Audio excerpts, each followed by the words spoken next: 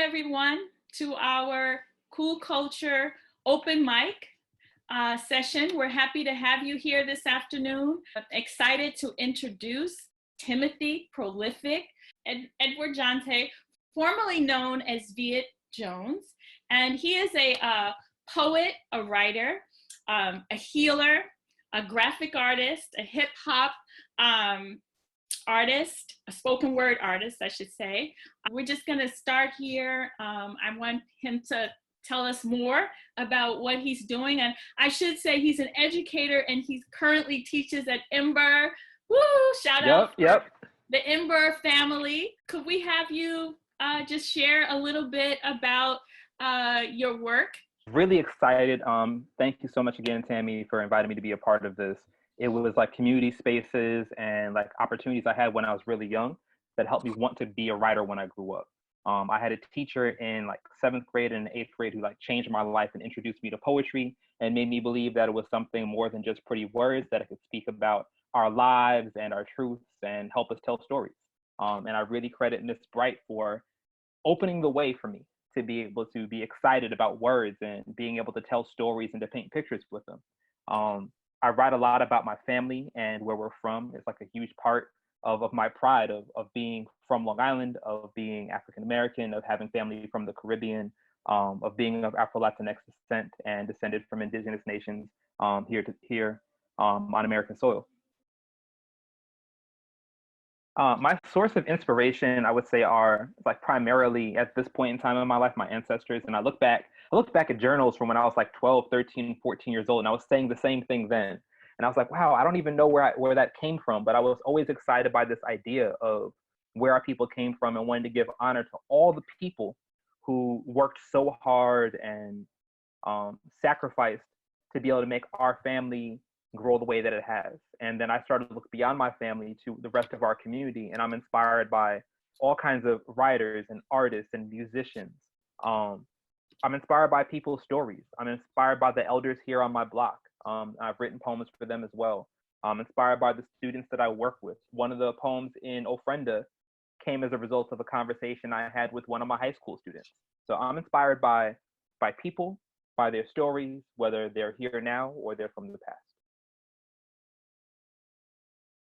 First poem for Ofrenda, and I chose to like do this reading from this rocking chair in my bedroom because this rocking chair was in my grandmother's living room. It was hers.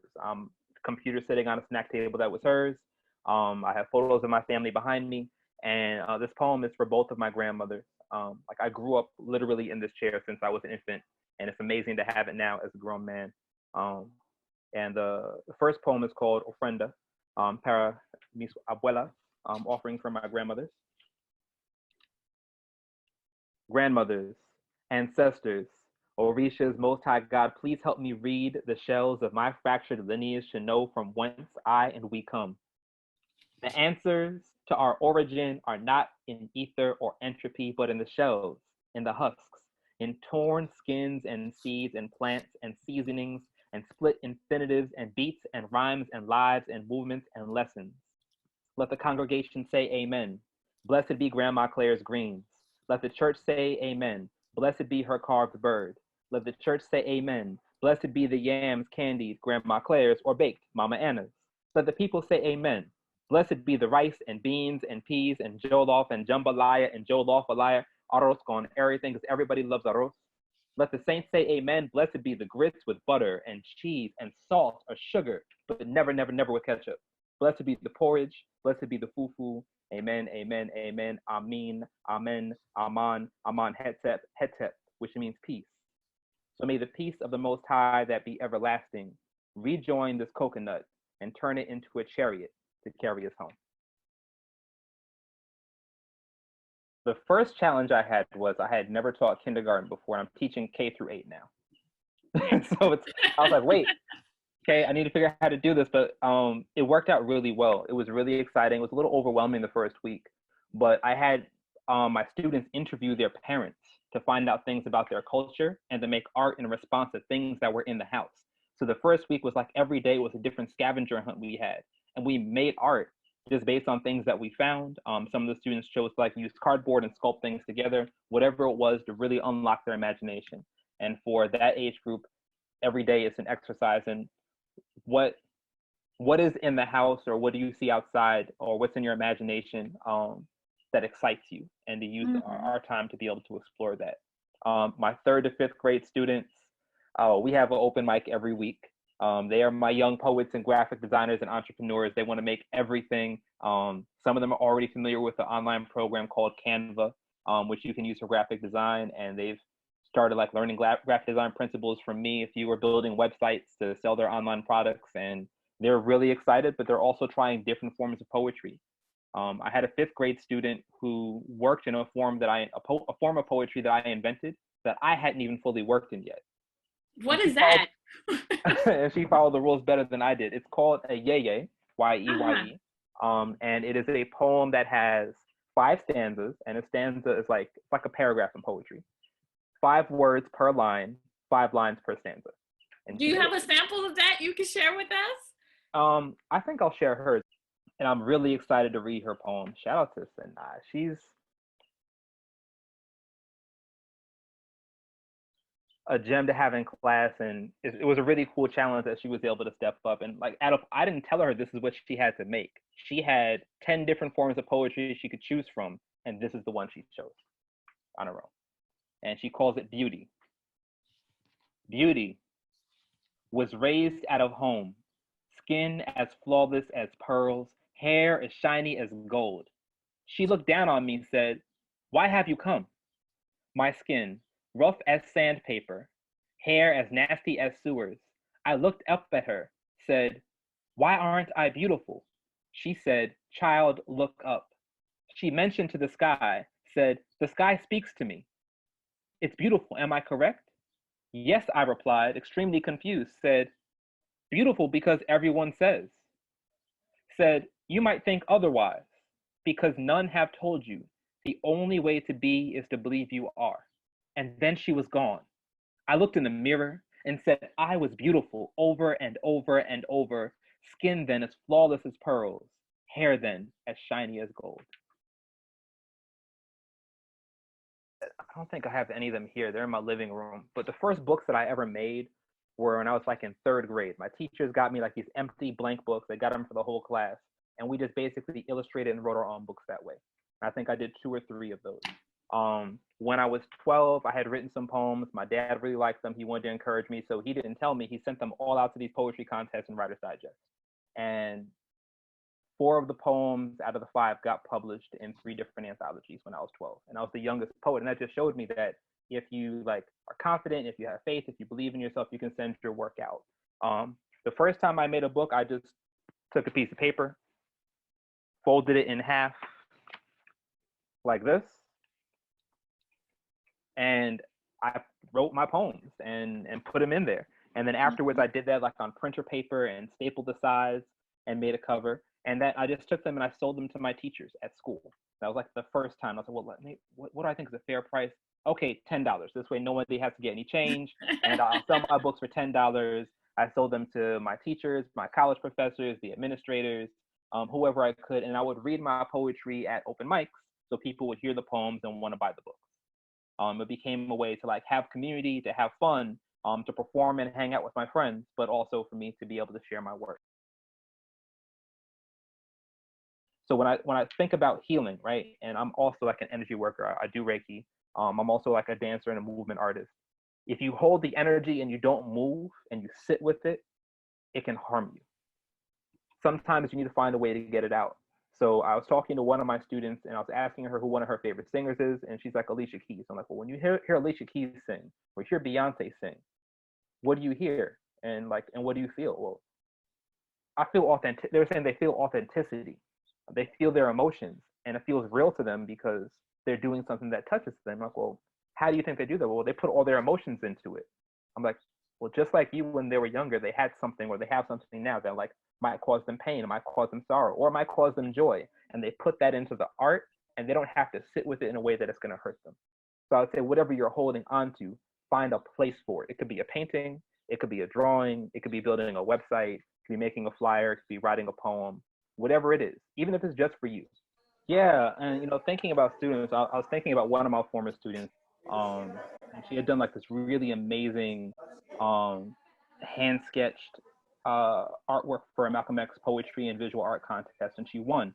And her name is Equasia, and I didn't even remember this until now. Like I was just looking at like, well, what are some poems that I could potentially use today? And one of the poems is one that I wrote for her.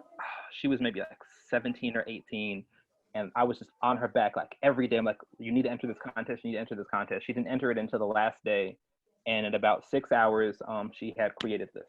Then we framed it, and she won. And saying in her house, it was also the cover of a magazine that I had produced for them.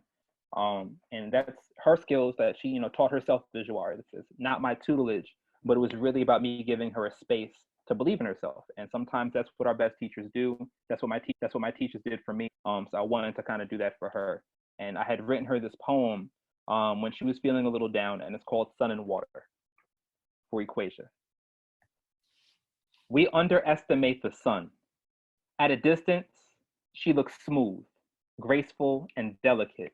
We forget that up close, the same rays that give us life incinerate, that radiance carries radiation. We forget she is an inferno, composed of fusing atoms. We underestimate the water. Serene waves whittle mountains to sand. The comfort of warm light and lullabies of tides to skies. Your smile is a mask. You are held together by the very matter of the sun, by the tempest of the oceans. Atoms collide beneath your surface. Eyebrows and glossy lips generate enough energy to make you imagine that you may be able to recognize your own value, that you can hear the echo of creation in every sketch. I've seen you ball up stars and erase galaxies, boil oceans and pour them down the drain.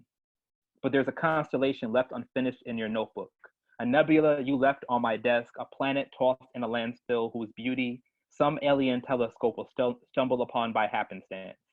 Imagine what we will see when you decide that sunset you're painting already has all the colors and craft and nuance and power to make it perfect for someone. A goddess may see the flaws in sunsets she sculpts, but we just marvel every time that disk embraces the sea. Like there's a relationship. So for me, like writing is writing, creation is creation. It'll just come out in the way that it decides to come out. And if I write a story, it just might mean that there's an idea that I have in the back of my head for a while that's starting to develop. Even with the poems that I wrote in Ofrenda, there is possibly like, and I've never said this before, there's possibly a novel idea in there somewhere. I had this idea maybe 4 years ago that the wind could be a vehicle for time travel. I just came up with the idea. I was like, well, maybe one day I'll write a poem about it or something. 3 years later, I wrote a poem about it. But I'm like, I still could use this in some kind of way. So then who would the characters be? And I was like, well, I want the wind to have a personality. How would I describe that personality? So sometimes it's just taking those ideas and just writing them down, or you can sketch them out, or however you want to organize them, to organize your ideas to be able to put together the story. Or you just do it. And that's actually what I usually encourage my students to do is you set a timer for 10 minutes and you write or you sketch or you do whatever it is and you don't interrupt yourself and you don't judge any of it. And whatever you make is what you make. And you can always go back and look at it for inspiration. You can pick it apart and change some things, but you don't throw it away. And you look back at it and you say, well, you know what?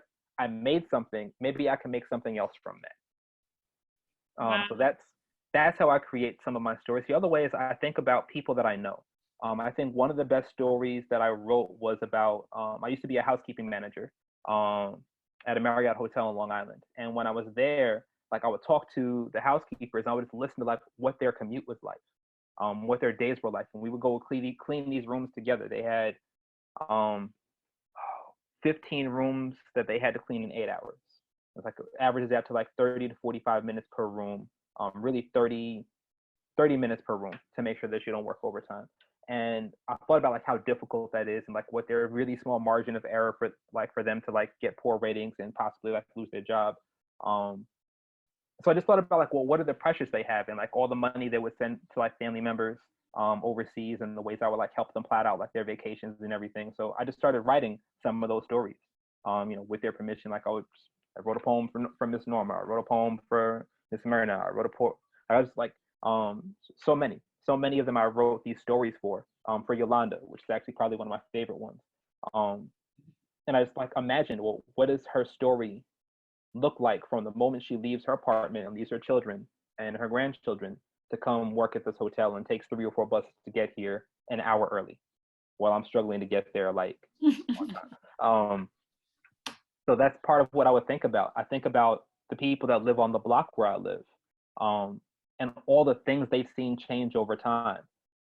If the trees have been here for 30 years, what have the trees seen? Like I really try to use my imagination if it's a story that I'm not familiar with to think about how can like a part of nature or a building have a story to tell too. What are the things that I have not had the time to put my energy into or to dream that this time, as difficult as it is an opportunity for me to be able to put energy into? What am I afraid of? But like in 2020, I began the year thinking about, I don't want to focus on fear. I don't want to focus on pain or on suffering or on loss, because I've done that a lot in my life. This year, my dedication was to how can I focus my life around joy? And even with this quarantine, and like I've had members of my family get sick, I've had members of my family pass away, I have friends who have lost a lot of people, I have friends who are professional artists who've lost more money than I can even imagine. But I'm still thinking, well, what is it that we can do to still try to find joy within the day? And like it's a challenge. It sounds really hard. It's almost counterintuitive to think about at a time like this. Well, how can you even think about joy? And I would think to myself, well, how can I not think about joy because I'm still here? Like, because I'm still living, I'm still alive. Like the sun is shining outside, and it might be hard. I might not be able to go see my family members. I can't go see my mom or my dad on Long Island. I can't go see my friend who's like my sister who's in Queens, whose mom is an essential worker and they live in the same house, but she hasn't been able to hug her own mother in 8 weeks. Like, how do I still find joy? How, if I were in her shoes, how would I still find joy? And sometimes it just means you have to create the opportunities for yourself.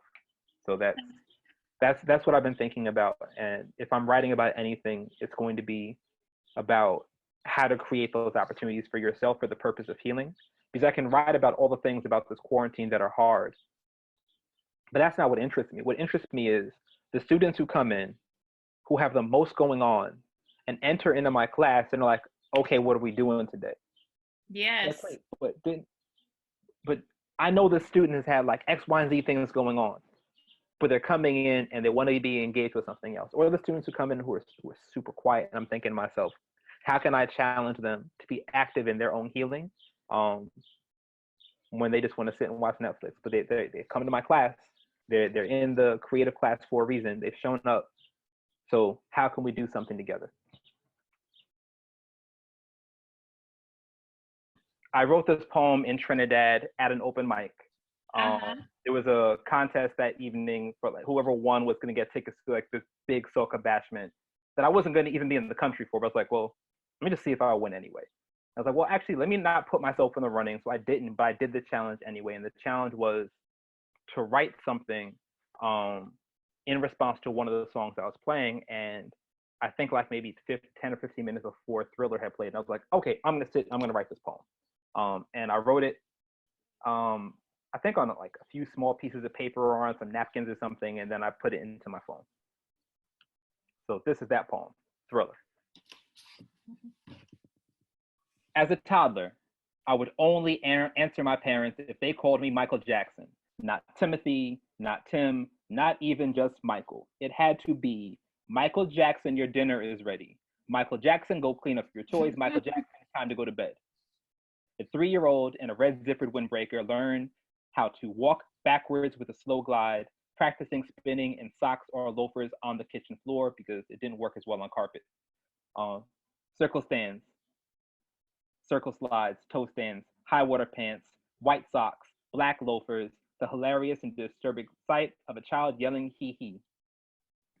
I was a 4-year-old smooth criminal, a dangerous man in the mirror who liked Billie Jean but wasn't the baby's father. Young black Michael, young black angel with a halo afro, a brown cherub turned alabaster seraphim, an archangel of culture. Black as James Brown, hair fried like James Brown, black like Africa, like cowrie shells, like skin bleaching, like colonialism, like picked cotton, like cut sugar cane, like Gary, Indiana, like Nat Turner with a microphone, like Selassie, like Shango, like Mama Say, Mama Sa, Mama Kusa. Like you can't recognize your own beauty. Like your reflection makes you wear a mask. Like every brown boy wants to be you. Like every brown girl wants you to love her. Like we all shudder to see your complexion fade, your nose sharpen, your hair lose its curl, your voice remain boyish, your manhood restricted, your pain won on your skin. We all rejoice at your genius, feel transformed by music that lasts forever, a soundtrack to the collective memory of childhood. Your passing marked its loss. We sat shell shocked, hoping the TMZ report was a fraud. You made us believe that magic was real, that some part of me wanted to see you b-boy your way out of that grave. No matter where you go in the world, you can find a moonwalk, a pop and lock of shoulders, zipper leather jackets, a kick, a spin, and at the very least, everybody knows the Thriller dance. Okay. Thank you, Michael Jackson.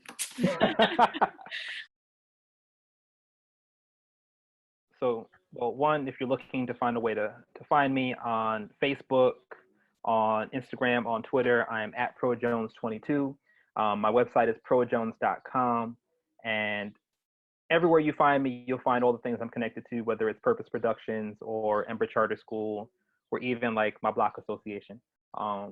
But the word I would like to leave everyone with is just a word of encouragement of that even though that these times may feel heavy and that there may be challenges, we may want to be outside and still feel confined to being indoors, that we can use this as an opportunity to focus on the things that bring us joy, that bring us pleasure, and that bring us together. And for some people, that's their art to make things. I think of all the times I used to sit with my mother in the kitchen and we would just make things. We would craft.